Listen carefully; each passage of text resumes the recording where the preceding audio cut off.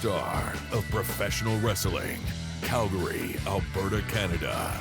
This is Wrestling is for Losers, a podcast that's not fake, it's predetermined.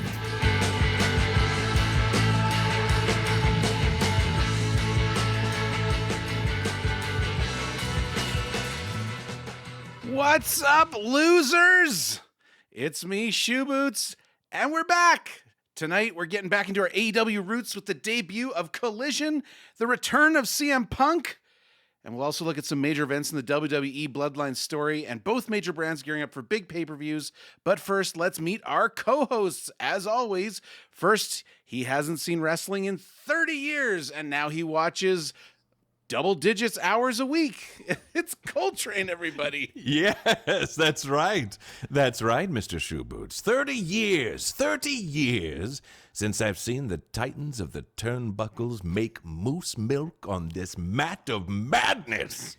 It was a heck of a week full of Raw, Dynamite, Collision, and let me tell you, I am CM pumped for the show today. Huh? Yes. Oh, man. Yes. Well, I am glad because you were about to get your fill, Brooks. Oh, That's all right. Phil Brooks, Yes. CM Punk's real name. Yes, Okay, his real anyways, name, yes. also joining us from somewhere in the middle of America, who cares because it's not LA and it's not New York. It is our resident WWE guy, Texas Crazy Horse. How you doing, sir? You know, I had a plan. I had a whole speech plan to come on here, talk bad about Hulk Hogan. But then, at the end of the week, Colt still never texted me that I guessed Raw right. And I'm pissed off about it. Colt, you need to acknowledge that I am the best one here. And Wow. it's pissing me off that every time I get something right, you don't say nothing. I can't. You know what? Tex, you're missing a huge opportunity as the WWE guy of something to say, seeking acknowledgement. Look, I'm Let's not the tribal chief. I can't be doing that. It's perfect. You got to say it, Tex. Say it. Acknowledge me. Yes. Yes. I sound just like him. Tex, You do. I saw no difference. Did you just play a clip? Shoe Boots, did you play a clip from Yeah. the show? I encouraged in the chat, called it. Tex has a heel turn on to episode 10. There it is. He'll turn for Tex. Yeah. All right. Well, good to see you guys. Now, for those of you that tuned in last week, you might remember that we bought way too much beer for a children's birthday party. It turns out children don't drink beer. And so we What? have all of these extra beers. So here we go. Oh, there it is. All right. Once again, technicians, medical staff is on standby. We'll check in with Boots throughout the show. Make sure he's doing all right. It's all right. I'm counteracting it with a bunch of uppers I bought from some guy at the mall. Right. I'm sure that's fine. Exactly. Nothing to worry about here. All right. Okay. Well, hey, before we get into it, hey, what'd you guys watch this week? Let's start with Coltrane. Well, it was quite the debut episode of Housewives of Orange County. I mean, Tamara's back. Never been a big fan, but Shannon she's out of her mind. Oh, you mean wrestling? Yeah. Oh, wrestling. Oh, all right. Well, I watched a bit of Raw. Got to see Cody Rhodes wrestle for the first time, which is awesome. Big guy. And then Rhea Ripley came out, and then some little kid came running out with Rhea Ripley. I don't know who he was, like some 12-year-old, and was yelling and screaming at Cody Rhodes. I don't know what that was about. But then I think he slapped Cody Rhodes. Oh no, that was last week.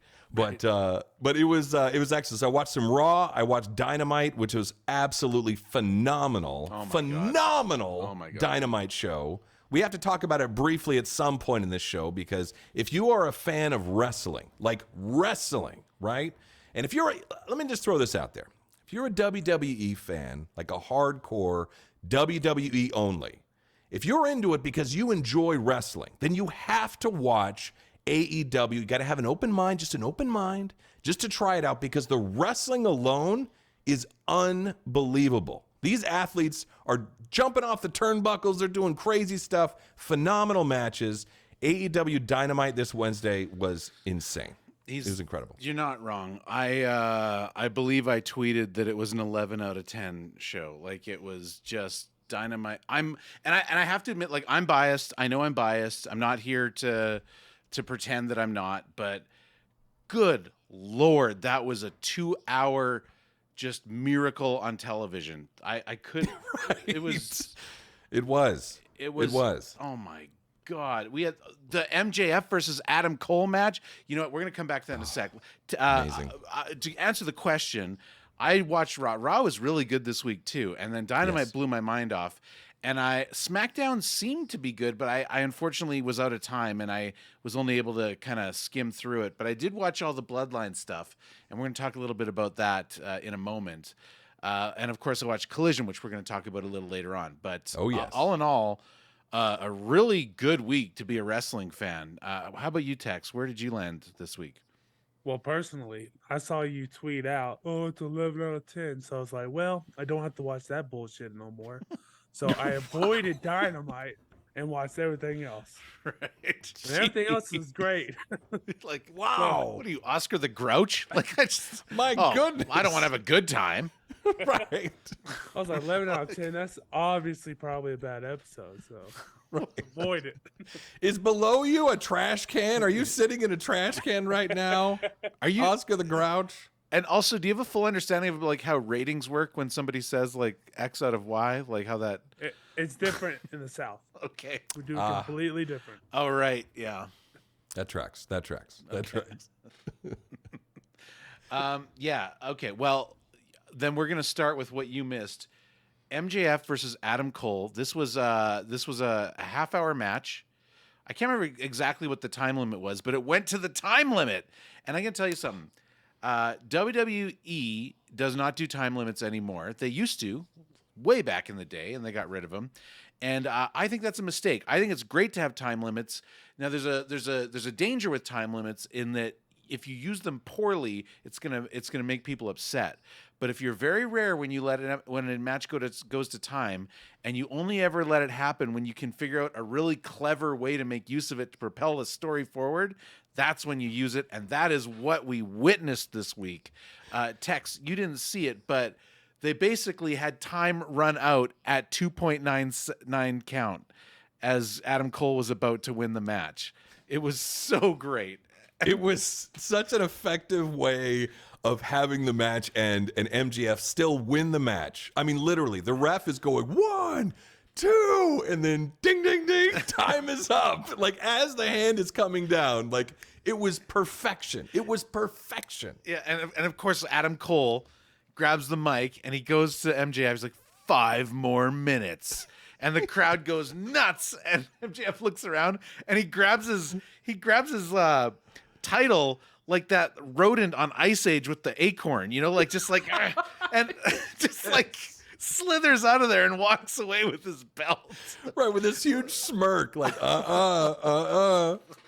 He didn't get it done. He had 30 minutes to pin MJF, and he didn't get it done. But it's so beautiful. Everyone was protected, though, right? Like they came up with like, yeah, MJF still has the championship. Adam Cole was denied his championship shot, but in a way that in no way should close the door, right? Like everyone walks away from that feeling like Adam Cole deserves a title shot.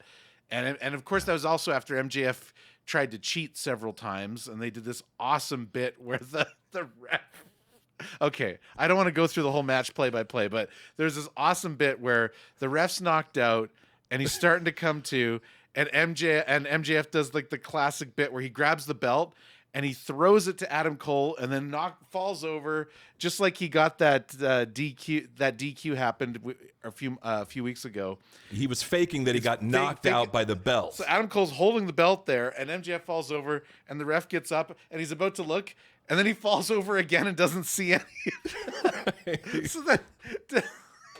It was such a great moment. And MJF was like, "Come on, what the heck? Like, come on!" Like, oh, it was brilliant. It was so brilliant. It was a great match, and it was great seeing. I mean, great wrestling, of course. There's MJF, great spots, great technical wrestling. Like, just it was. I gotta say, like, so far watching wrestling as this podcast, this is probably the first match that I've seen that like since we've started our program that I've said, oh, here's like a match I need to write down because at the end of the year, when we're trying to come up with our matches of the year, we have a contender right here. This Yeah. is a legit contender. And I would say every match I've seen of MJF has always been incredible. And he makes that as part of his shtick. He's like, best 4-man, best, dog collar match, best, but like every match. And I don't know if he's putting in all this extra work with the choreography or the timing, but it always seems that extra. There's that extra level to all of MJF's matches. And I'm just floored. Every match that MJF has is just phenomenal to watch. Yeah, just awesome. And it's great to see Adam Cole. Like, I think this is also like, because Adam Cole, since his head injury, this is his first big boy match. Like, yes, he had a match with Chris Jericho, but I think it was like he was largely protected in that match at Double or Nothing, and I think that was part of why that match didn't go over as big as it could have. He was specifically working with Chris Jericho because Chris Jericho would know how to keep him safe, kind of thing, because they weren't sure. But this was legit. So Yeah. Phenomenal match. And you got to talk to him in Las Vegas. You told him. You yelled at Adam Cole. He gave you a thumbs up, a nod. Yeah. Right? I do believe he will be the next AEW champion. Although after watching Collision, he's not who I would book to be the next AEW champion. But we'll get into that as we go on. Yes. All right. Yeah, I don't want to talk about Collision because we're getting into it. As for SmackDown, let's get into the news. WWE news. The big news this week is that the Usos have turned on Roman Reigns. Now, it isn't too often that we're going to sit here and talk about a storyline beat as a piece of news, but I think anyone that watches wrestling knows that the Bloodline storyline is the biggest story in wrestling, maybe this century. And so the Bloodline has fallen apart. And it was crazy that it happened, and it kind of mind-blowing that it happened. And I kind of want to give the floor to Tex, who lives and dies by the Bloodline storyline. What's your take on this? How do you feel about the way they did this? I liked it. It was pretty obvious what was going to happen, because it was obvious they're setting up the Usos versus Roman and Solo. But, a little bit of trickery here and there, kind of keep you guessing. I thought it was good. I had no problem with it. And it had me a little cheery when it actually happened. 'Cause for a moment there, I was like, well, maybe I'm wrong. Maybe he won't go over. You kind of thought of your other predictions you've made Yeah, I was on like, this show. But I liked it. I have no problem with it. And I'm looking forward to the match against each other. So what exactly happened? So what occurred with the Bloodline here? What exactly, for those that didn't watch SmackDown, what occurred in the show? So you go ahead. You go ahead. Oh, you go ahead. Ah, right. So the Usos finally turned on Roman Reigns, and didn't just like turn on him, knocked him out, kicked him in the face a couple times actually. And they really played it well for last week. They sort of set up, is Jey Uso gonna leave his brother for Roman Reigns, or is he gonna stay with his brother because he's being groomed to be the next tribal chief, whatever that means. And they played it really well the whole episode. Will he, won't he? Will he, won't he? And he comes up there and he's talking to Roman Reigns, and he goes to his brother. I can't remember exactly.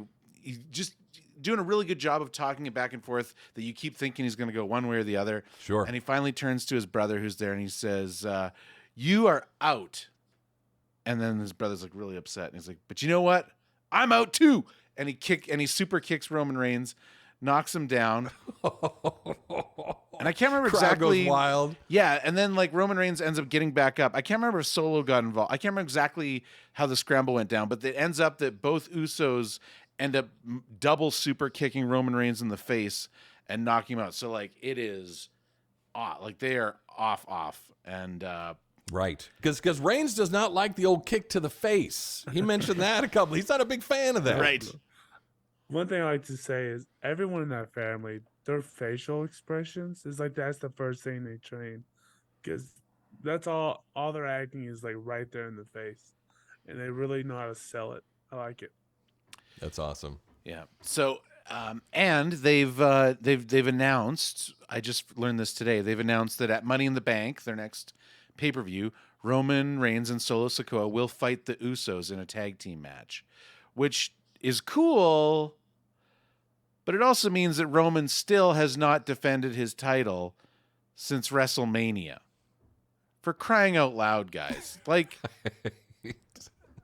Come on. come on! Like, Can I ask you a question real quick? I suppose. Who's the champion of AEW? MJF. Yeah. How many times has he defended his belt this year? Oh, you want to play this game? How many Oh, times boy. does he want to? Okay. Well, it's a valid argument he's making. Boots. No, he's making a valid argument here. He's not, because WWE has 12 pay-per-views a year. Ah. And so Right. you should be defending that championship every pay-per-view. Every one of not- them. Plus They're not sometimes on pay-per-views, TV. though. They're not paid. They're Well, that's the premium problem. live No, but that's the event. problem is that because they do 12 pay-per-views a year, they don't treat them like pay-per-views anymore. They just know that it's like AEW does what WWE used to do in that they know we're in the one time a year right now where they have two pay-per-views close to each other because Forbidden Door is a month after Double or Nothing, but it's a different pay-per-view, right? It's like it's a Marvel versus Capcom pay-per-view. So it's a Right. little bit different. But they know that, so what they do is throughout the year, they have certain storylines build up that culminate in title matches on television. And it's a big deal, right? And so that's what you get to see. We might see the Adam Cole MJF storyline play out on TV. It might not even go till their next pay-per-view, which I think is in September. It's all out. However, this is a unique year that they have that big London show, so who knows what's going to happen there. But even with him fighting, it's been 6 months and he's only defended it twice. He's defended his title twice. I believe that is correct. However, he's wrestled like So has Roman, has Roman? and he's about to wrestle this pay per view. He's been on most pay per views besides the last two. Besides the last two? I mean, 2 months, 6 months. I mean, that's a big difference. I'm sorry. I'm just not on board. I think that the most I'd be willing to give you if I take your criticism as fair about MJF, it doesn't excuse Roman Reigns. Like the most you could convince me is that MJF should defend his title more, which I do agree with. I think he should Yeah. defend his title more, but none of that excuses Roman Reigns, especially since you're the WWE and you've built in this mechanism to reduce the amount of times that your champion has to defend their title. And what that mechanism is that you've got 2 world titles, one for each brand, and he's held both of those titles for over a year. I know things have changed now that they've got the new one on Seth, but come on, right? Like Seth is going to headline it, and I hope that they put Seth's title defense on as the main event of Money in the Bank. I hope they don't make this tag team match the main event, but I guess we'll see. It sounds like an interesting tag team match, though, with the Usos, the brother. Like that's going to be cool. That'll be a cool match. But the last thing I got to say is just like everything about the entire Bloodline story and everyone who touches it, from Kevin Owens to Sami Zayn to the Usos to Roman Reigns to Paul Heyman, to all of them, Cody Rhodes, everything that's happened would be way better if the belt was on Cody Rhodes. Bow, bow. Wah, wah, wah. Now, No, Alec, it's- sorry, go ahead, Tex. If you didn't know this, I did say Roman would win. I have proof Well, that I think fine. Roman would win that fight. So once again, I was Yes. right. Just want to point that out. Acknowledge you. But at what cost? Yes. All right. Alec Ferry in the chat saying CM Punk defended his belt 13 out of the 14 months he had it. I mean, if Rollins is to agree with you, I think next week will be his second defense in a month. I mean, we're so deep into this at this point that it's like, whatever. They're going to either take the belt off him at WrestleMania 40 or they're going to do it earlier, which will be, then you'll really get a rant from me. If you tell us that WrestleMania is the show of shows and then you blow it and take it off him at SummerSlam, oh man, we're going to do an entire episode about it I think it depends on The Rock. If they get The Rock, Oh my I God. bet he Who loses cares it, about but- The Rock, dude? What are you talking about? It's The Rock. Exactly. My grandma cares about The Rock. We may not. Yeah, but you're not getting. I'm all for bringing back The Rock and have him do a match with somebody. Don't put him in the title scene. You don't put the old Exactly. guy in the title scene. I agree. That's why you got to get the belt off of him before that.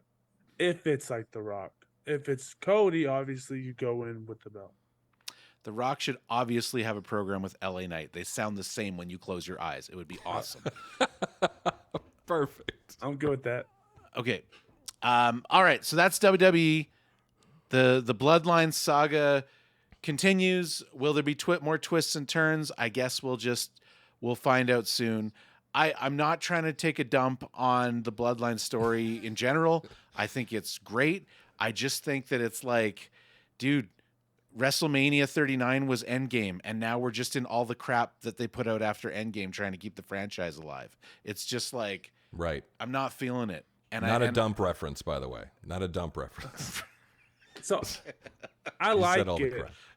I like it, but I think after this, Well, sure. we're Yeah, kinda the like Loki stuck. series was great, but it's just not necessary. You had Endgame. We don't need to learn about the timeline. Forget it. You know, Right. you set up a real simple story. You managed to make $100 billion on it. And now you want to tell us there's multiple realities and you're like, oh, there's in the comic books. Well, who cares what's in the comic? Anyways, let's just move on. Boots is getting fired up. Okay. Some angry Tell us Boots how you here. really feel. Yeah. Some angry Boots. Yeesh. I Okay. acknowledge you, Boots. I acknowledge you. Thank How you. dare you? I acknowledge you, I'm Boots. looking at you. I still prefer what the JAS says, appreciate us. But anyways, AEW news. I don't know if you guys heard, CM Punk is back. What? He wrestled. He gave a promo. He wrestled. He managed to cause controversy at the same time. He hath returneth. Yeah. So, I mean, a couple things here. We're going to get into Collision in just a moment. So let's hold on Collision. But I did want to touch on, there was an ESPN interview that came out. It's the first interview CM Punk has done basically since he was suspended/injured. They're now saying he was suspended, but he was, or they're saying he was injured. That's all they talk about on Collision, but he was suspended pending a criminal investigation. But anyways, so he had this interview, and I really wanted to talk about it because I have definitely been somebody, and I think it's been on full display in this podcast, but I've definitely been in the elites camp on this whole issue as we speculate about what may or may not have happened.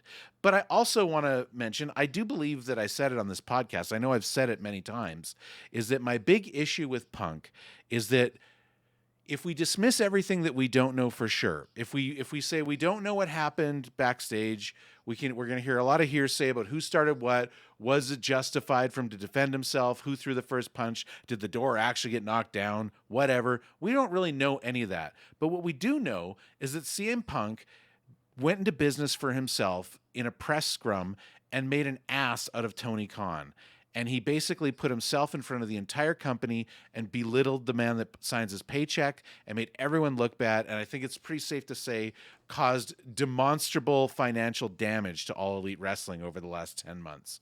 I think that's safe to say. And you know who else thinks that's safe to say? CM Punk. Because in this interview, he made sure to mention that he was in the wrong for what he did that day and that he has personally apologized to Tony Khan. And I just want to bring that up because when I read that, it really kind of dialed me back a bit in the way that I feel about this whole controversy. And it really made me more receptive to seeing what they're going to do with Punk.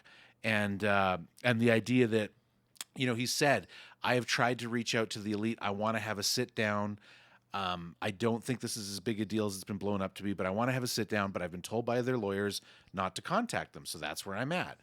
And I think it's fair to assume, unless we have reason to believe otherwise, that this is not a work, right? This is him just being honest. He's doing a shoot interview and that's that. And I have to say that, you know, I still love the elite, and based on my understanding of what happened, I still think CM Punk's probably in the wrong, but he has now went public with how he feels about the situation, and the ball is in the elite's court because based on what Punk is saying, I think he's kind of right, man. Like he's got to they got to sit down and work this out so we can get our Punk versus Omega story.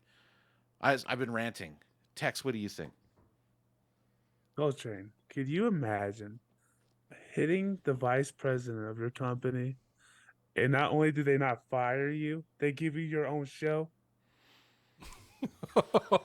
Right. Right. That just shows how much power CM Punk has. I read the article too. I didn't take it as an apology so much as like he admit he had his own.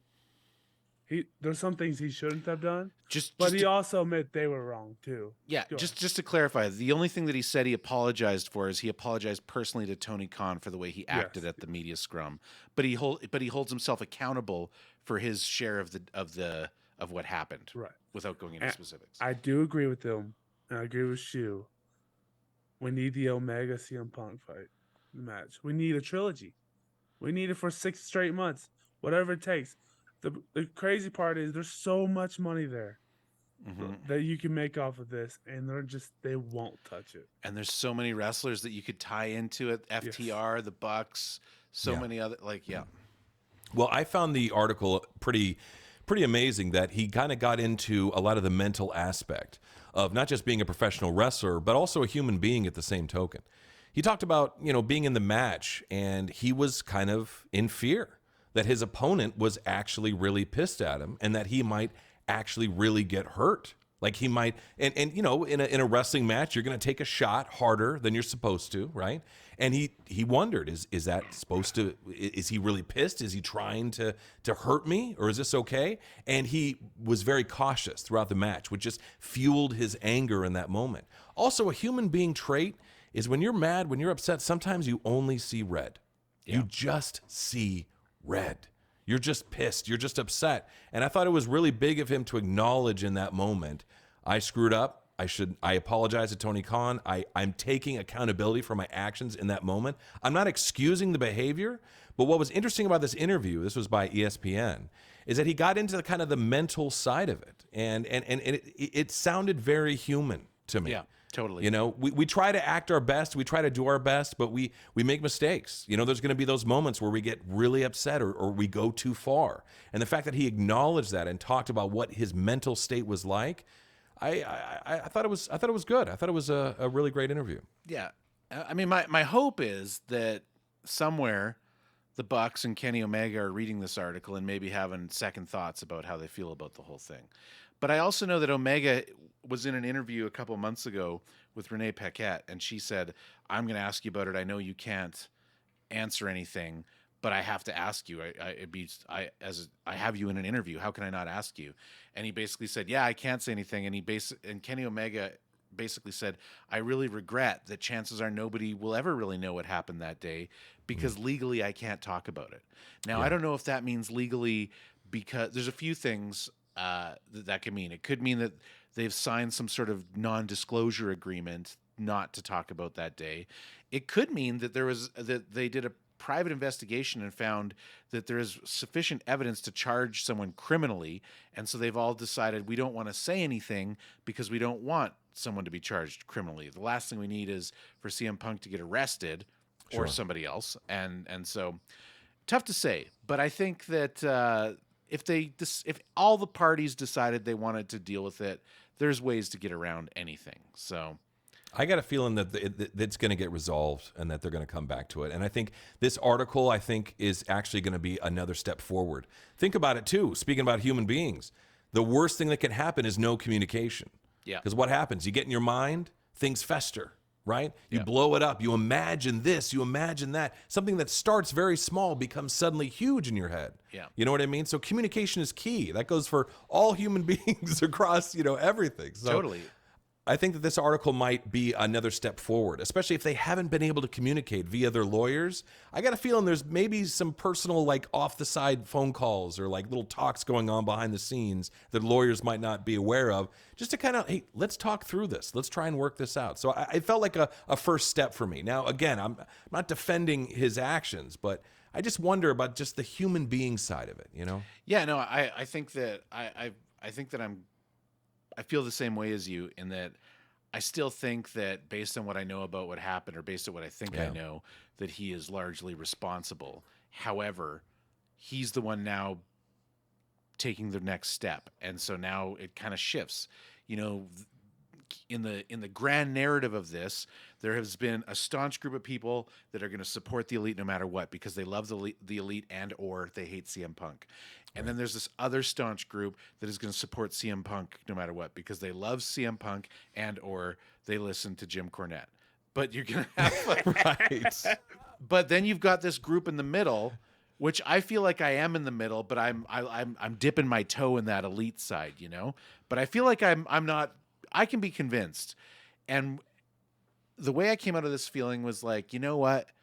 I had a lot of assumptions that have been torn down here, and now I kind of feel like it's kind of on the Elite to take the next step, and they have had the benefit of radio silence being in their favor for so long, and they don't have that anymore. So it'll Great be point. interesting to see if that drives some action, and maybe not right away. This could take a year to play out, but it is interesting. Dude, that moment, whenever it happens, if it ever happens, CM Punk wins a match or Omega wins a match and the other one comes out, it would be monstrous. It would Huge. just, yeah. It'd be And then crazy. the Elite will come out, and then they'll super kick him to the face. That's pretty much what will happen. Right on the ramp. Right on the ramp. yeah, Yes, it'll Oh, be man. huge. Where's the dog in this whole situation? yeah. Larry the dog. All right, we're gonna move on to our main topic, but I do have a special note for next week. So next week is an interesting. This is our last. You know, we did our Double or Nothing program, and then we've since then done sort of a tour around the big shows of wrestling that ends tonight with our look at Collision. After tonight, we have dragged Colt through every major wrestling show on television, at least for the two major brands. And so our next kind of program we're going to be doing is starting with Money in the Bank. We're going to go in deep for a month on WWE, kind of like we did with AEW. But that leaves 1 week in between where we kind of have a gimme. We can do whatever we want. And I put the call out a couple weeks ago if anybody wants to be on the show. And guess what? We got some responses, and we're going to try something new next week. I think it's going to be really fun. Yeah. We have an individual joining us. Her name's Golden Poppy. She's in the chat right now if you guys are here. I'm going to leave it up to you, Golden Poppy, if you want to identify yourself, because I don't know if you try to keep those names separate. So that's up to you. But Golden Poppy will be joining us next week as a hardcore wrestling fan, unlike any of the three of us, because we have all taken breaks. In Coltrane's case, the life of a horse. But Yes, exactly. A thoroughbred. Yes, yes. but Poppy is an individual who has been hardcore to the hardcorest forever. She's attended 3 WrestleManias. She's read like every book. She's got autograph. I'm going to let her tell her story, but she'll be here Amazing. next week. So we'll bring her next week, and we'll take some time and try to see the wrestling world through her eyes, and then we'll kind of maybe get her take on AEW and WWE, maybe talk about Money in the Bank. But that's the plan. And then the week after, we're gonna have to talk about this guys off air. But I think we might have to actually miss a week because with the 4th of July and the 1st of July and trips, we might have to miss a week of show. But we'll talk about it. We'll have that hammered down by next week for you guys. But We'll have a barbecue special, a 4th of July, maybe like a fireworks special. You bring the beers? I'll You bring got the plenty of beers. That's right. Boots is bringing the beers. I'll drink water. I'll be the designated podcaster. Excellent. Yes. Perfect. Perfect. All right. Okay, guys. It's time to talk about something that, honestly, I got to say, affected me a lot more than I thought it would, is AEW Collision. And I really wanted to touch on that ESPN article before I saw Collision. But after watching Collision, I thought it was paramount that we talk about it, because I really feel like I went into Collision with a lot of sort of, I had my shoulders up, not really happy with CM Punk. And I feel like he's kind of, Tex made the rhyme. What do? He punches the guy in the face and they give him his own show. And then he kind of remember the news? Like all the word, we don't know for sure, but the word was he kind of like screwed them over when they were announcing the show and they couldn't announce his name during the show and blah, blah, blah. Kind of just angry at CM Punk. Not in a way that like I hate CM Punk, because I'm the guy that I think I want to love CM Punk. I think he's great on the mic. I think he's a great wrestler. I think he was one of the best 2 matches of last year, which, by the way, if you have not seen CM Punk versus MJF in a dog collar match, that's the one that MJF's always bragging best ever. Well, the other guy in that match was CM Punk. And so, Right.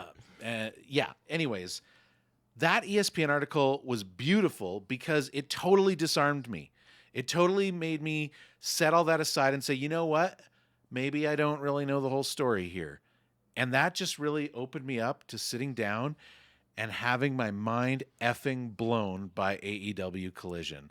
We're going to go through and see what everyone thought about our initial impressions, but I feel like I'm going to go. I'll go first because I think that I'm the mark. It's obvious I'm going to like it, but I got to say, man, when that show came, I knew it was going to happen before because they announced it, but when that thing lit up and Elton John comes on, Saturday Night's All Right for Fight, that is such a ballsy and probably extremely expensive move, but it was so great. It was so great. And like, I gotta say, I mean, I don't want to get into. It set such a tone. It was such an explosion of energy and fun, and instantly you're smiling, you're dancing in your seat, you're just pumped up. You're totally jazzed. It was incredible. Yeah, and I'm gonna go around the room before I get gushy too much, but I gotta say, like, my initial impression was that like everything happened that I thought needed to happen. We had this amazing new set, which I guess if you probably turned all the lights off, it probably isn't that much different than the Dynamite set. It's just a bunch of displays. But what they did graphically with it was fantastic. Like, it just looked so cool. And I remember multiple times watching the show, my eyes just being drawn to the set and being like, this looks effing awesome, dude. And just Saturday. And then they hit it. We all knew that they were gonna. They played that audience. They knew what they were gonna do. Then they shut down the music and gave them silence. And what did they do? They started chanting CM Punk, and they waited just long enough, and then till that like that beginning, and everyone's like, ah, because it's Chicago, and it was just so well executed, I thought. And we'll talk more about it, but let's go around the room. Colt, what were your initial thoughts? I love the passion. Listen to your energy, man. Listen to the excitement coming out of you, man.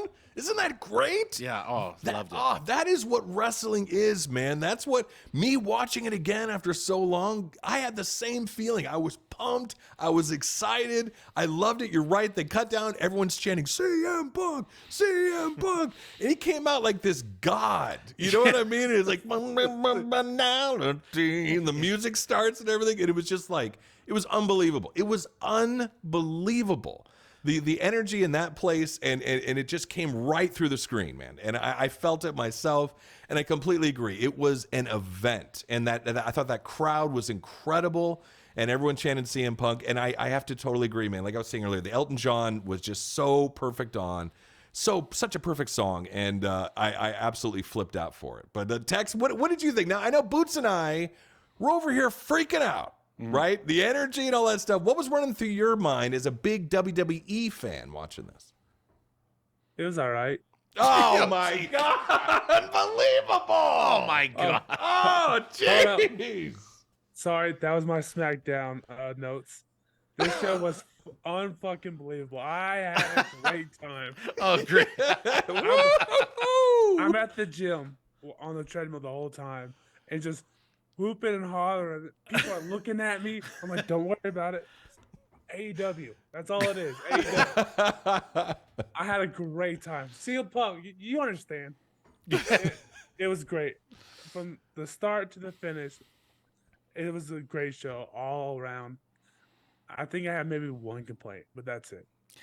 Yeah, I mean, as far as the show goes, I mean, now they had a lot going for them. They had, by my count, and I'm speaking as a big AEW fan, but by my count, 4.5 big returns. So just that's very exciting.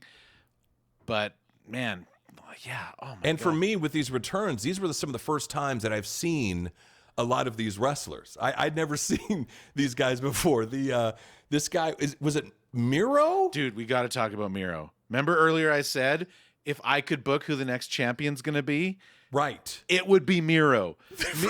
It would be Miro the Redeemer. And wait till you get a chance to hear him cut a promo.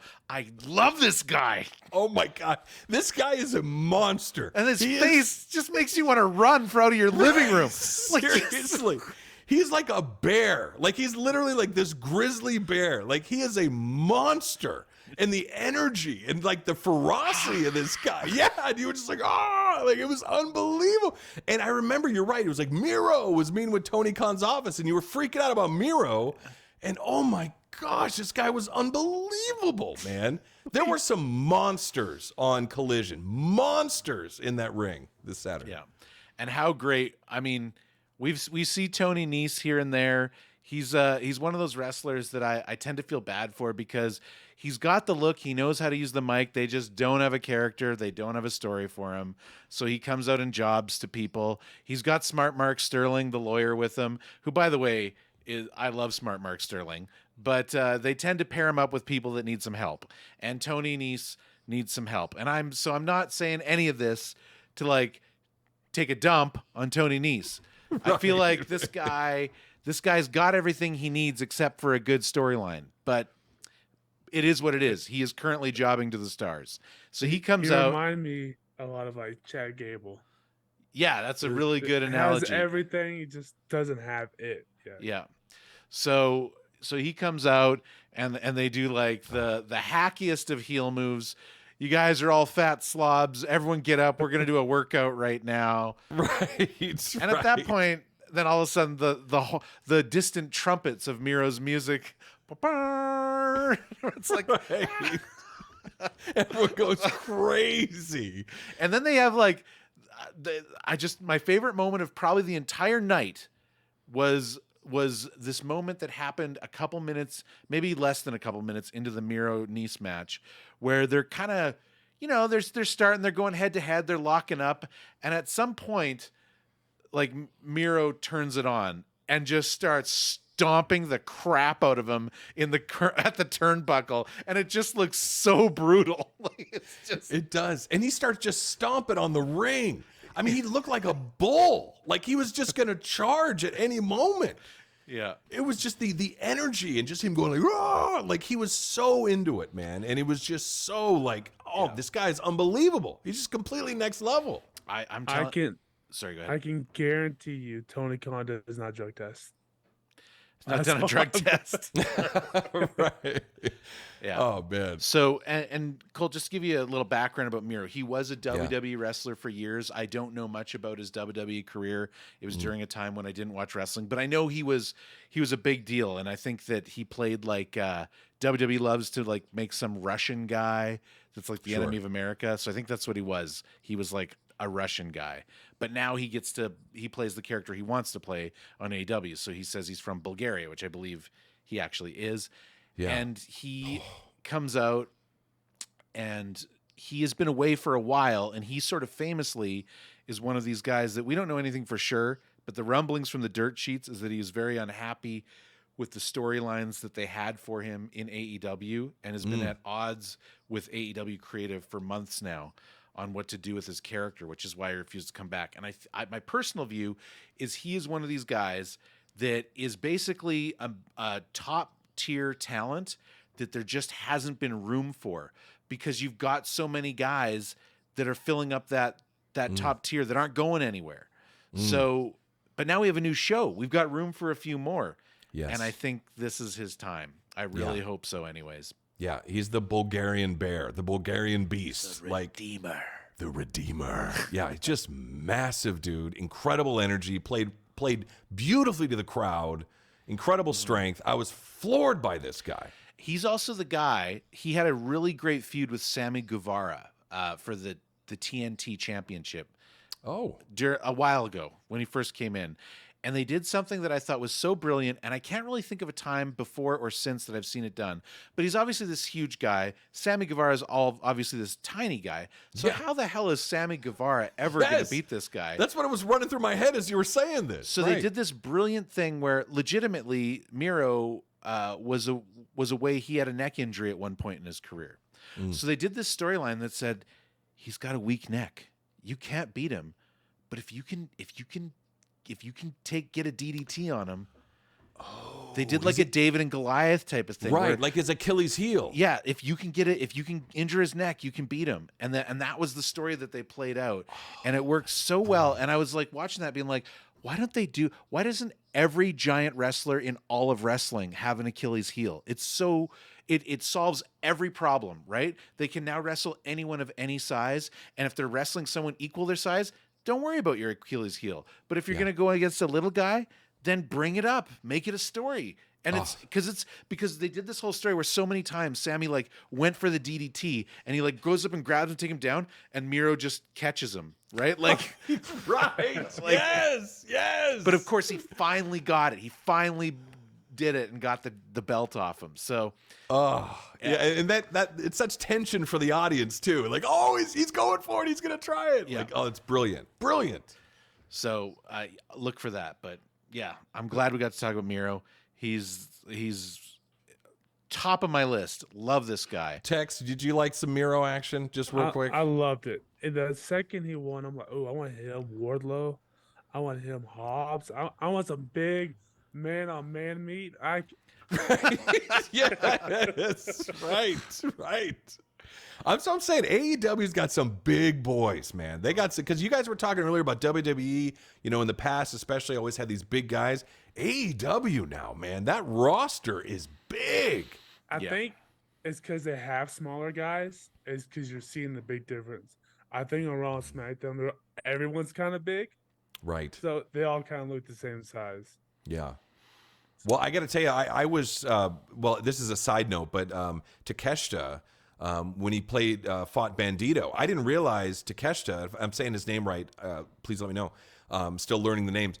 I didn't realize how big that guy was. Yeah, till he's next to Bandito. Till he's next to Bandito. I was like, whoa, wait a minute. That was almost like a David versus Goliath thing. Yeah. And we heard Bandito is injured. Yes, broke his wrist. He broke his wrist. Bandito is, I literally, Bandito. Like, I couldn't believe it. Yeah, so he broke his wrist. So Needs Bandito. A Bandito. He is. He's in trouble. He broke his wrist in the match. And I think Takeshita was just so huge because a great thing Bandito does, he lifts somebody up with one arm and he kind of salutes to the audience how many times. But Takeshita is so massive, he could only do it for 3 seconds and he had to drop him because the guy's just massive. Yeah. Typical AEW, can't protect the wrestlers. Oh my God. And everyone's right. I'm going to start introducing you as our cornet guy. Bandito, this one's for you. There it is. Bandito. That's for you, brother. We hope you get better soon, man. Soon. Quick. So, swift recovery. I do think we need to turn our attention to, we shifted to Miro right away because how can you not shift to Miro right away?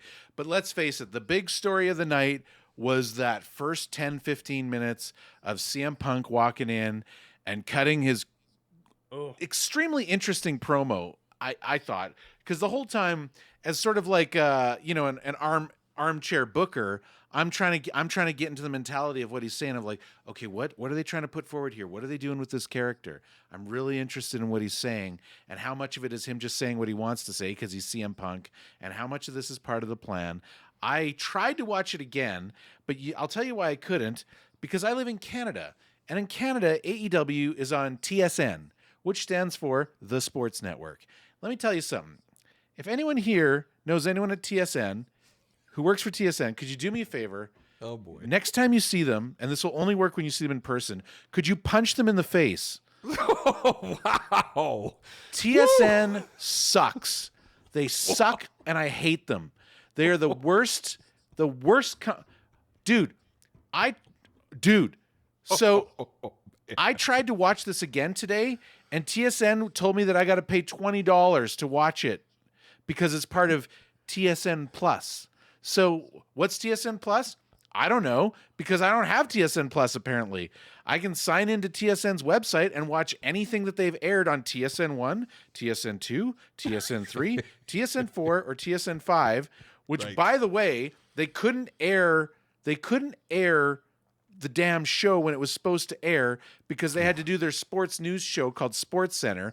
And I went and I looked at their 5 channels, and on their 5 channels, TSN 1 had Sports Center, so they couldn't play Collision. TSN 2 had Sports Center. TSN 3 had Sports Center. TSN 4 had bull riding. And TSN 5 had Sports Center. Wow. Why isn't this on the damn... Why did I have to stay up till 10 p.m. to watch this show? Does anyone have a beer counter? How many beers Boots has had at this point? Anyways, I am done with TSN. I have heard that you can get a VPN and go through Fight TV or some crap. I'm going to look into that. If anyone knows how to do that stuff, please message me. I'm done with TSN. I'm not giving them $20 to watch just Collision when I will pirate it before I give them $20. So I guess I have to stay up till 10 p.m. to watch it, which I know if you're young, you're like, well, yeah, 10 p.m. Who cares? Well, I have children, you asshole. Like, it's not easy to stay up till 10 p.m. Like, wow. It's so hard now. 10 p.m. so late. Oh my Wrestling God. is for Losers, sponsored by Coors Light. Yeah. And TSN. And TSN, right, exactly. It's getting hot in here, actually. It certainly is, right? We're going to need a beer counter here on the lower left corner of the screen. My goodness gracious. Oh, now I've turned heel. No, I'm a straight babyface. TSN turned heel, okay? Let's That's just right. get that straight. That's right. Let's get that out of the way. Oh my Woo! God. Anyways, Yeah. what was I saying? All right, CM Punk. So Yes, he comes CM Punk. Right. Yes. Yes. $20. Right. So he anyway. walks out and he gives the big promo, right? He talks to the audience, right? Now what was running through your mind, Boots? I mean, you're still fired up here, still red in the face. So here's what's interesting about this promo, in my opinion. I'll get your guys' opinion, is that he's obviously over. They love him. It's Chicago. It's his hometown. This is like Bret Hart in Calgary. You know, like this is huge. But if you divorce yourself from that aspect of it, it really felt like he was giving a heel promo. I think CM Punk is going on a heel run. He talked about, you can love me, you can hate me, I don't care, because I tell the truth. Tell me when I'm telling lies. That's his catchphrase. But he also took a crack at the Bucks. We all heard it. He said that he was the Bill. Said he's the He one was the real deal. The one actual Bill in a league full of counterfeit Bucks, which which by the way, the Young Bucks did hear that because they changed their Twitter bio last night to saying, if this were 2018, we would already have a counterfeit Bucks shirt available on WrestlingTees.com. Appreciate that.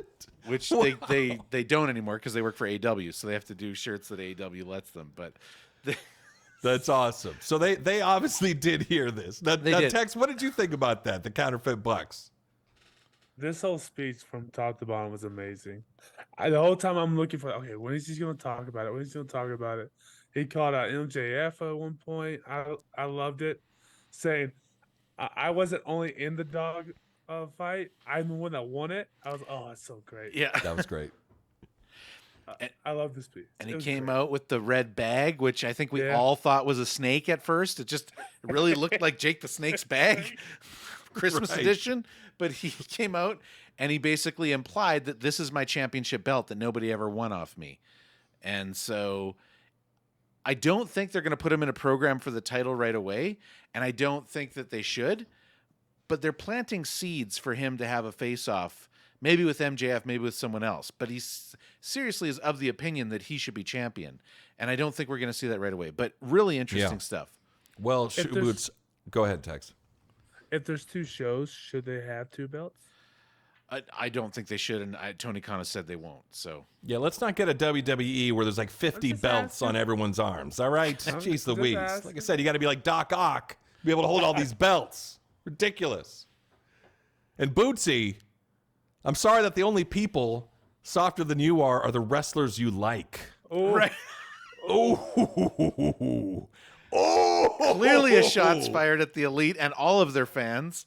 Now, by the way, CM Punk said that. I was not saying that to Boots. Right. All right. That was not a personal attack. That was not a shoot, as they call it. Right. So, yes, well played, sir. Thank you. That was a work. Now, can I tell you why he's not a heel? Yeah. There's a couple reasons. One, the main reason is in the tag team match, he was in the left corner. That's That's only an interesting for, observation. Oh. heels are always in the right corner because you want to see the baby faces expressions. That's a really interesting observation. Wow. And that's the one I can remember. I'll get back to the other ones. But then again, it is CM Punk. And I will say this. I mean, I'll give you points on that. That's a good call. Is that a real thing? That makes perfect sense. You know what? I don't think I've ever heard that before, but as soon as Tex just said that, it clicked in my head that that's always how it is. Right. Really interesting. Right. Like, Blow your mind. Tex. Mind blown. See, I know what I'm Texas. talking about, Coltrane. Right. Acknowledge me. Yes, I acknowledge you. I acknowledge you. Yes, Tex. That's amazing. That's brilliant. however, I think that if CM Punk does go on a heel turn, he's going to do very much what MJF does. So MJF is the worst heel of all heels, except when they're in Long Island, New York, MJF's home city, where MJF is a straight babyface and he plays to the crowd and they love him, and they don't love him in spite of him being a jerk. He is kind to that crowd and appreciative to that crowd. So they have this thing going that, like, if you're in Long Island, New York, MJF is the babyface. And maybe they're going to do that with CM Punk in Chicago. I guess we'll see. I think it's Oh, more of like a interesting. Stone Cold. It's a screw everybody that doesn't like me kind of thing. Oh, so you think he's playing like kind of an anti-hero kind of guy? Yeah. That's how I read it too. I read it very anti-hero. He's the real deal. He's CM Punk. He's not going to be the corporate guy. He's not going to be the fake guy. He's going to tell it like it is. Tell me I'm telling lies, you know. Or is that the quote? Tell me when I'm telling lies. Yeah, Yeah. exactly. So I think he felt very anti-hero to me. Okay. That's how I Fair enough. interpret it. Well, maybe I'm being swayed because I do have like sort of a conspiracy theory of what's going on here. And there's no way to prove this, but I think that CM Punk wants to be a heel because he wants to bait the Elite confrontation. And so he's going to go as far as he can, as Tony will let him, to like piss off the Elite fans. He's going to not cross that line of like being, you know, just being like underhanded or petty or scheming or something, but he's just going to call it out and just present himself as somebody that Elite fans can dislike. He's like, he had an opportunity to make nice with the Elite fans, maybe not like super nice, but he had the opportunity to say something. Like, he didn't pick on Hangman, which I guess is True. technically Elite now, but he didn't pick on Hangman specifically. He picked on the guys that we all want to see him wrestle. So Right. so that's my conspiracy theory, is that I think that between the ESPN interview and the promo that he cut, I think CM Punk is his long game is he wants these guys to come around, and he wants to have that confrontation at some point, and he's angling his character to support that storyline coming true. I think the only way he can be the villain in that is he has to get some backup. Because He's got one against FTR. three. Well, FTRs, they're not bad unless they go villains too. They'd have to go heel, yeah. Yeah. We'll see. It'll be really interesting to see next week what they think of him. I don't think Punk needs anybody. I think Punk is Punk. I think the way, and we'll get into the match later, but the way the crowd, the way he played to the crowd, that guy, he's to me, he's just like MJF. And from someone that has heard about Punk from the beginning of this podcast and never seeing him actually in action, I was floored by his presence, everything he did. I thought he was great. He's got it, right? Yeah. Oh, he's totally got it. Like, I get it now. I get it. Like, he said, I'm not going to be a star. I am a star. Like, he's a star. I totally get it now. Totally get it. Yeah. So, all right, let's run through a couple things. I know we're we don't want to let the show run too long, but there's a couple things we need to touch on here.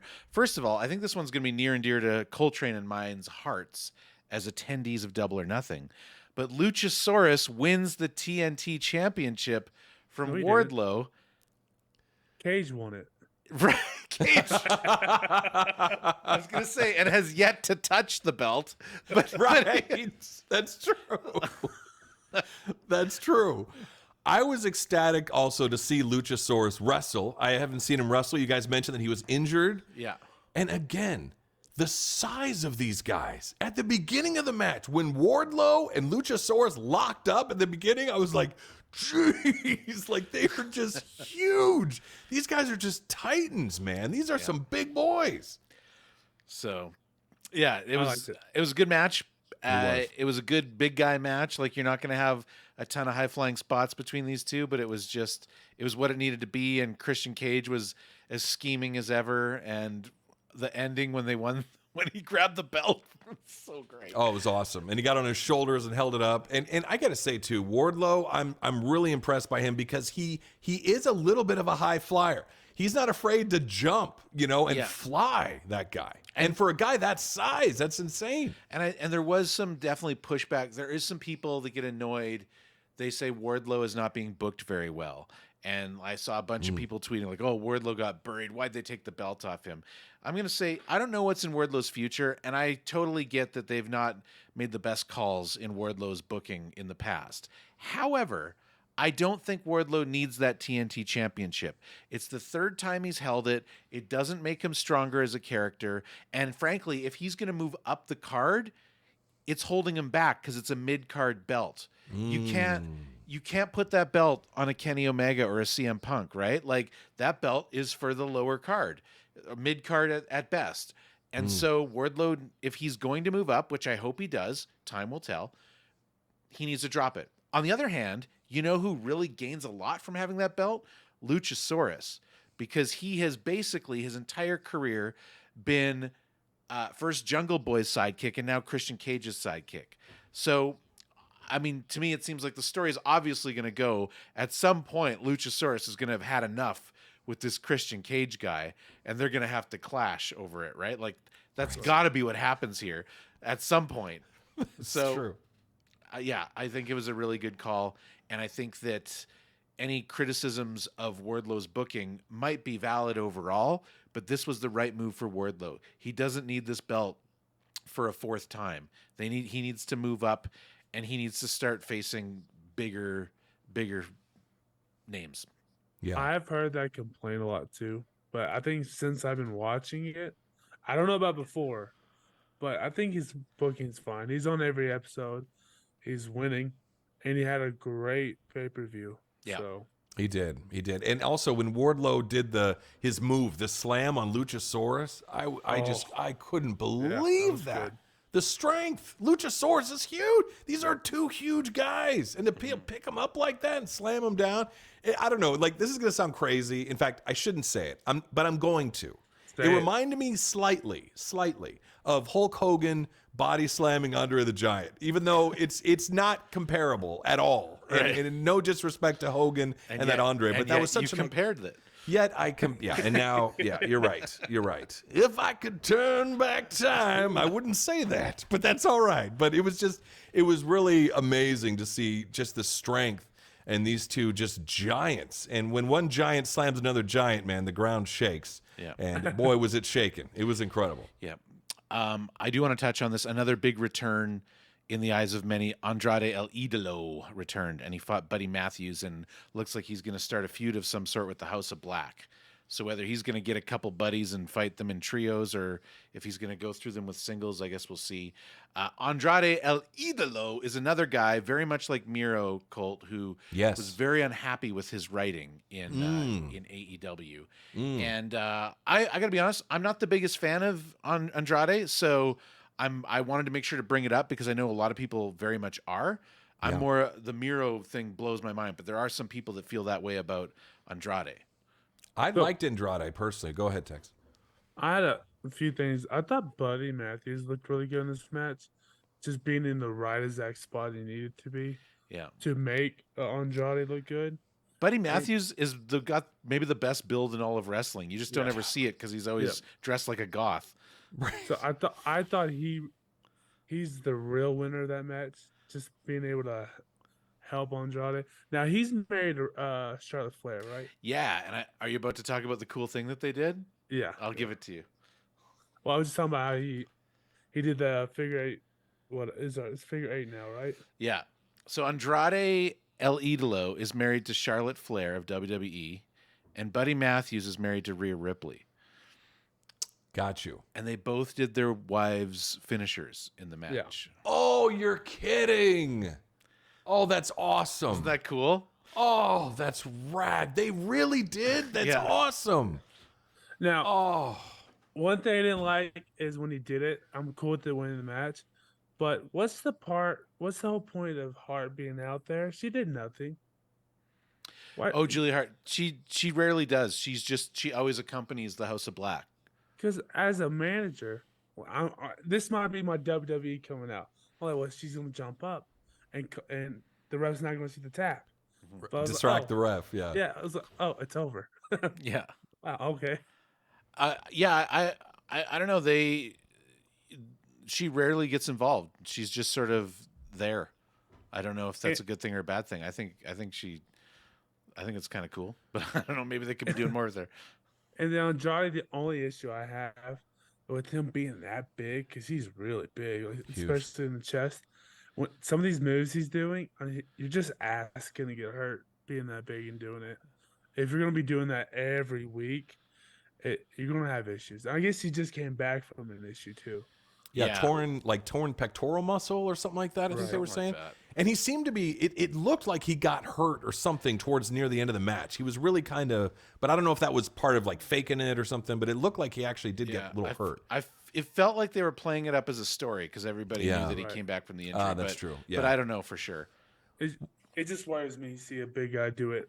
Like one spot every once in a while is fine, but it was like 6 spots. I'm like, you're just asking for danger. Well, I was excited that they've presented him as a babyface because here's why I'm lukewarm on Andrade.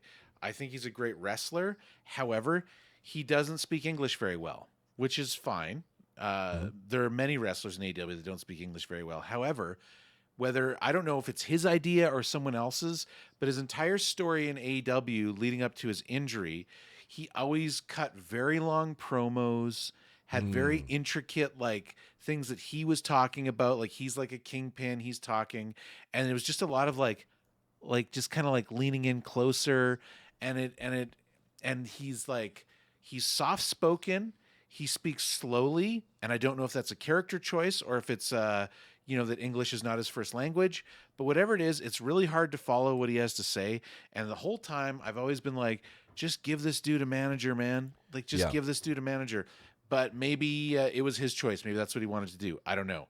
But he always played a heel his entire AEW run. So it looks like they're taking a different direction with him. So we'll see what happens. He seemed to be worshipped more babyface in this match. And as a first-time viewer of him, I really liked him. I thought he was great. And again, 2 huge guys. Again, keep talking about this roster, this AEW roster, 2 titans of the turnbuckles. Titans of the turnbuckles. Making moose milk on the mat.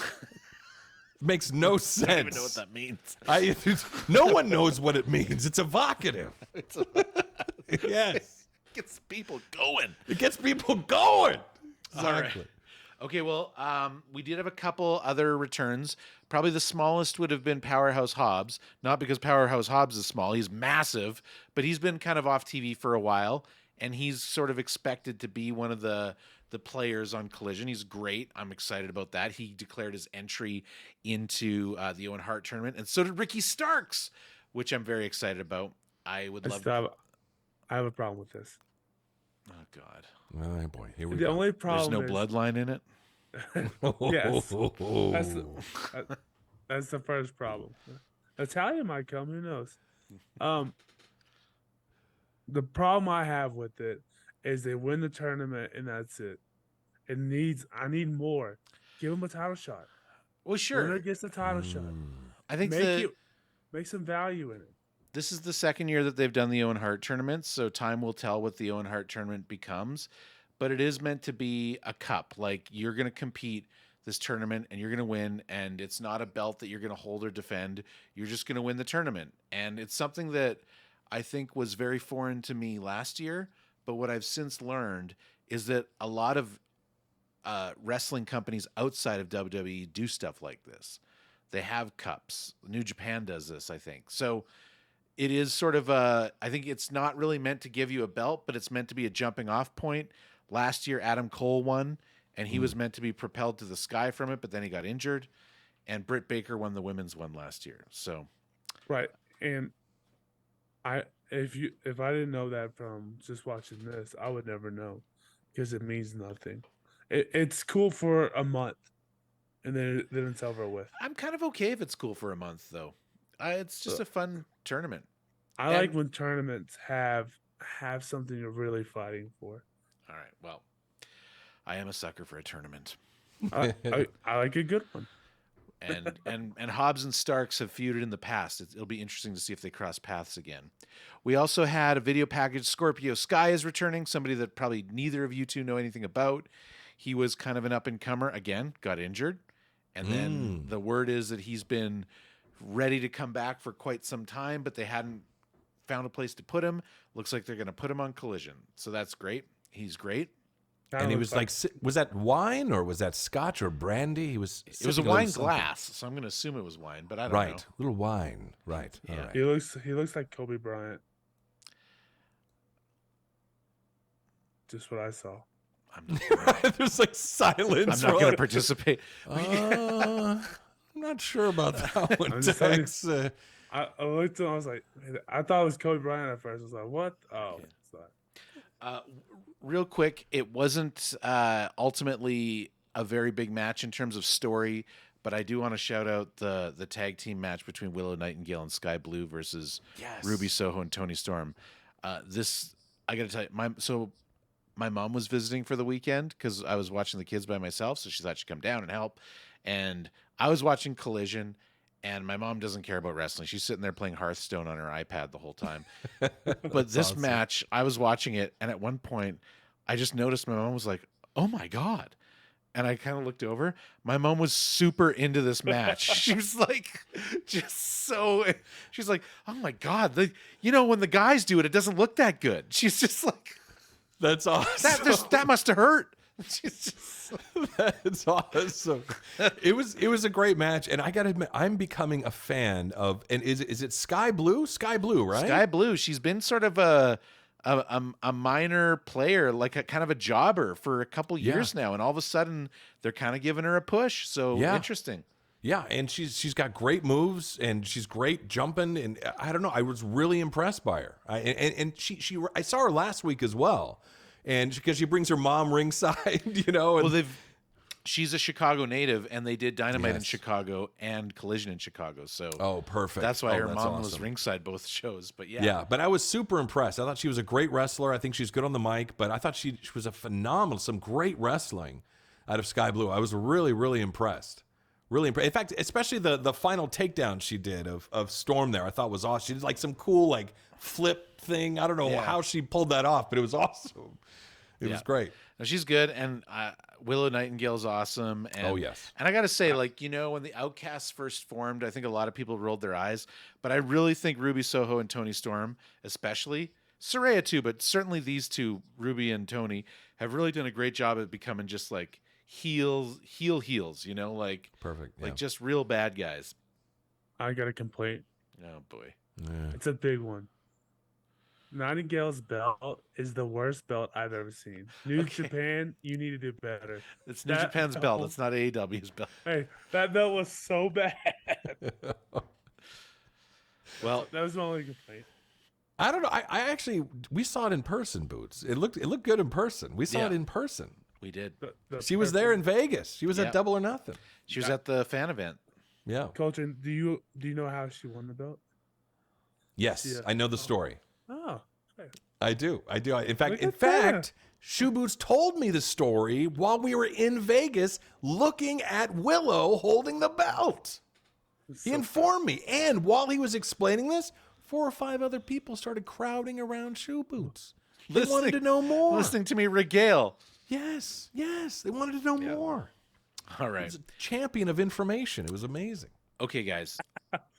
In the interest of time, let's move straight to the main event. We had FTR, CMFTR versus the Bullet Club and Samoa Joe. Kind of a weird pairing, but all three of them awesome heels in their own right. So, what did we think of this match? Okay, I'll go first. I thought it was a great match. I do think that my one critique was that it felt like they protected CM Punk quite a bit. Maybe he's not 100% yet, or maybe he's just they're just worried that he's got a bit of ring rust. I don't know, but they really sort of teased him coming in, and when he did, he didn't do much before he tagged out, kind of thing. And a tag team match is a great way to like work someone back in after an injury. They can come in for a bit and kind of get out. So even the announcers mentioned that too, actually, during the match. They even said that the casters were like, I've noticed CM Punk hasn't been quite in. Maybe he's still, working out the injury and stuff like that. They even brought it up. Well, there you go. I guess I need to be on the announce team. That's part of the problem with not having Blackout Live events, is they don't slowly be able to get back. You have to get back on the show. Oh, I see what you're saying. Like if they were doing more untelevised house shows, he could work it out in those shows and then come back at full strength. Oh, interesting. Yeah, that's fair. I love this match though. This reminded me of the FTR at the pay-per-view, where it started kind of slow, then it just kept slowly picking up pace, and at the end, it's the same thing. It just let loose. Everyone's flying around doing something. I loved it. It was complete chaos. You know what I mean, in the ring, which is it's like when we were in Vegas, Shubutz, we talked to Aubrey. Yep. The ref, who also wrestled on Rampage, by the way. She did. She was amazing. I loved it. She had the great submission. Fantastic seeing her. It was great. Sorry, I was just geeking out like crazy seeing her wrestling. But it was that classic, that formula where, like you said, Tex, it starts out and then it just builds and builds and builds and builds. You know what I mean? Yeah. And it was fantastic. And I really enjoyed seeing CM Punk for the first time wrestle and just see how he was with the crowd, raising his arms and the crowd. I mean, can you imagine what that must have felt like for him? I mean, he's been gone for 9-10 months. The crowd is chanting his name throughout at the beginning of the show, throughout the show, and then during the match. And he just stops and just raises his arms and the whole crowd goes crazy. What an incredible experience for him. Yeah. That must have been. Like, can you imagine what that must have felt like? But that's also, he earned that. That's what he earned. And he brought that up too in his promo. He wasn't handed anything. He earned all of this. So I was super happy for him. I love the return of CM Punk. For me, as a first-time viewer of his, huge fan, and you're totally right. He's just a star. I asked you, Tex, I said, well, what's the deal with CM Punk? Like MJF, he's like this huge guy. Like these guys are these big characters. CM Punk just looks like your average Joe, like a regular guy. And he's like, just trust me, he's a star. Like you'll see when you see him. And you're 1,000% correct. I acknowledge you, Tex. I acknowledge you, Tex. I acknowledge you. I acknowledge you. Lord. Yeah, but it was great. It was great to watch. Yeah, he's he's got what MJF's got. I mean, you could argue who's got it more, but he can cut a damn good promo. He can wrestle a damn good match, and that's how you make a star in wrestling. Yeah. You got a lot of people that can do one or the other, but very few that can do both at the top level. Having JR in commentary, even if he just says 2 words, I want it. I love JR. Okay, I do want to talk about that. I don't know if you guys heard about this, but I feel really bad for JR and want to say get well soon. JR, he was supposed to be the third chair the entire night originally, is my understanding. But he had I guess he took a really bad fall the morning of Collision and injured himself. And he posted a picture on Twitter of he had a horrible black eye. So he injured himself, but he was determined to be there for the opening night. So they put him on for the final match, and you could tell by his voice he was not in good shape. And I feel really bad for the guy because he just really was trying to do the right thing, and he apologized on Twitter later. And I just like, dude, you don't have to apologize. You're Jim Ross, dude. Like, get well, we owe you everything, get better, and come back. And yeah, and also what strength to still do it, to yeah. show up for that last match, to push through. Because his doctor and his family, everyone's like, "You can't. Are you out of your mind? You know what I mean? You can't be Yeah. doing this." But to push through the pain, can you imagine how much pain he was in, and he still was calling the match? It's just incredible. Yeah, and I mean, who knows what actually happened? Like, but when you say I had a fall, that can mean anything from a stubbed toe to a paralysis. You know, like Right. It's but it seems like it's bad. So hopefully the guy's So okay. I do have one complaint. Here we go. So Here when it is. Samoa Joe first came out and CM Punk did, Samoa Joe is chopping him. It looks like it hurts. Then CM Punk does it and nothing happens. It's great. They do the headlock. Samoa Joe picks him up. Commercial. There was yes. I noticed bad commercial timing. Yeah. Yeah. Yes. Came back. Neither one's in the ring. Yeah. I was so upset about that. What Yes. happened? What happened? Yeah. I need Right. to know. Right. And that's why I had the same reaction. In our little chat, off the show, I wrote, "These picture-in-picture commercials are driving me crazy." Because it was during that match. It was like, right, and we'll be back in picture-in-picture. Yeah. We'll be back after I this. think they did 2 commercial breaks during the match, right? I couldn't believe that. And I think both of them, am I remembering this correctly? Did they go to commercial twice while CM Punk just came in the ring shortly? I Yes. believe so. I Yes, believe so. correct. So I was that- shocked. That's a miss Shocked. for sure. That's Yeah. a miss. No, they got to work out the timings of that. Like, and you're exactly right. It was right when CM Punk, it was amping up, and we'll be back after this. Like, what? It was driving me crazy. So it's funny you mentioned that because it was driving me crazy too, Tex. Yeah. It made me mad because earlier in the night they were about to do it. Then the guy jumped off the top rope and they waited. Yes. Yeah. So but this time they did it. I was like, in the main event, that's when you wait. Not Right. this other fight. Right. You're totally Yeah. right, man. They waited. They go, and we'll be back after he's about to jump off the turnbuckle. And we'll see what happens. But also, like, if you're like the producer or the director or whatever, and you're in the truck with that match, you wait till it's Juice Robinson and Dax Harwood, and then you go to commercial. Yeah. You don't CM Right. Punk.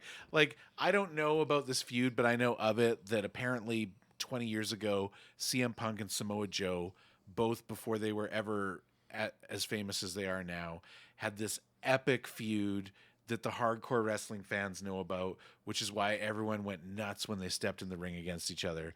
You've got this moment that just like this beautiful moment that just amazing. like fell into your lap, and you go to commercial. That was yeah. Right. Exactly. Do you think that's the first rivalry with CM Punk would be Samoa? In Ring of Honor 20 years ago? No, right now. Like No, next- apparently they had a trilogy in Ring of Honor like back in the day. Right, but I'm saying CM Punk needs someone to go against. Oh, like who's he going to go against now? Yeah. I suppose it could be Samoa Joe. I guess it's Jay White maybe too. so. If I'm thinking like, what's his next big match? I guess the first question is he going to wrestle at Forbidden Door?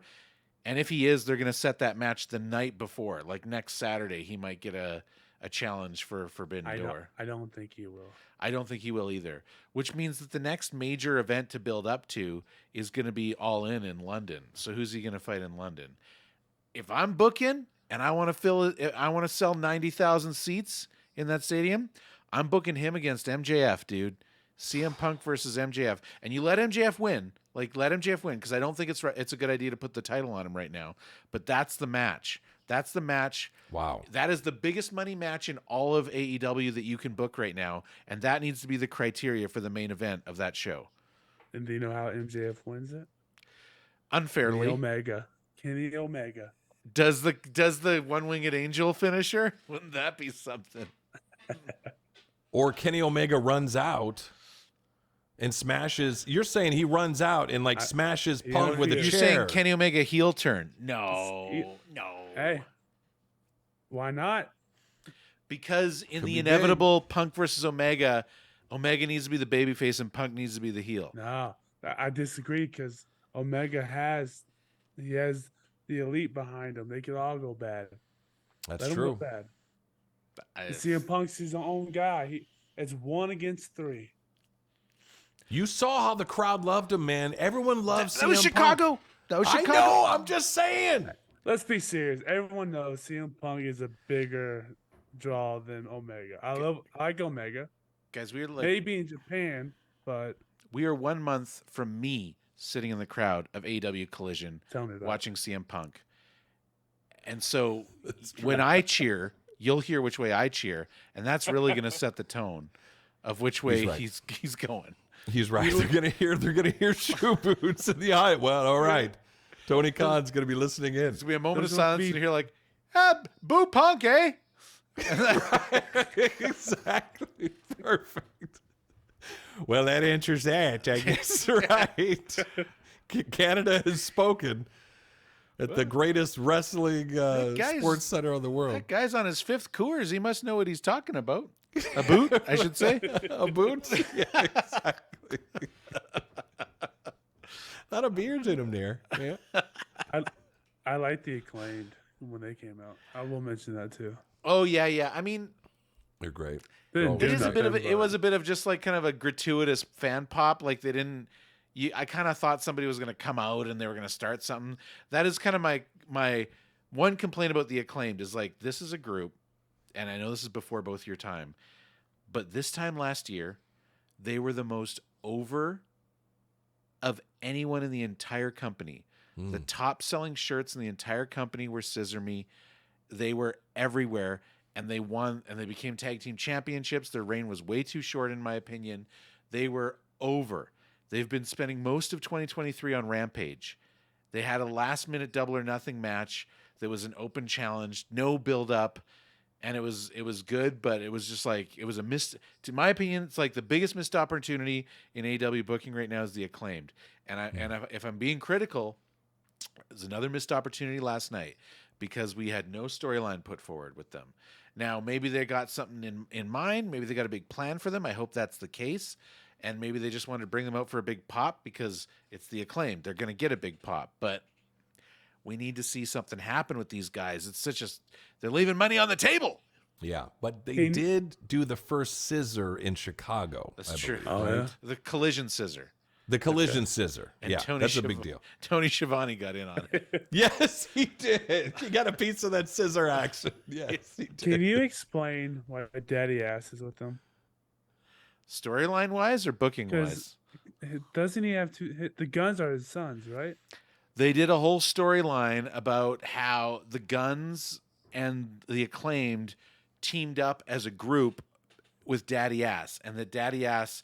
It was actually a great storyline that they did over the series of months where they were kind of a faction together. They were working together, but the Acclaimed were sort of like making fun of the Guns during their raps, and the Guns were kind of like, "Hey, wait a minute, what was that?" and sort of thing.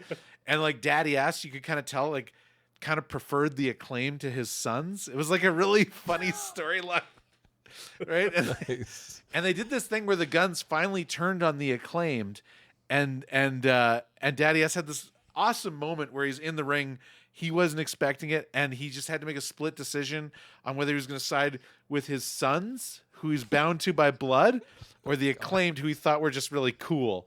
And at first he sided with his sons, and he actually like attacked the Acclaimed with pain in his eyes that he hated every minute of it.